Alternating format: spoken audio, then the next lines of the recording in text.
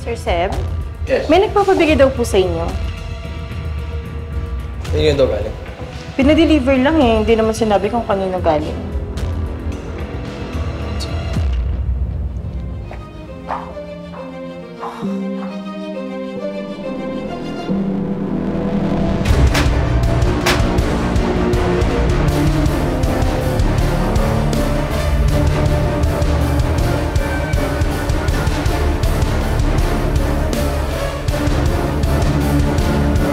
Kaya dito!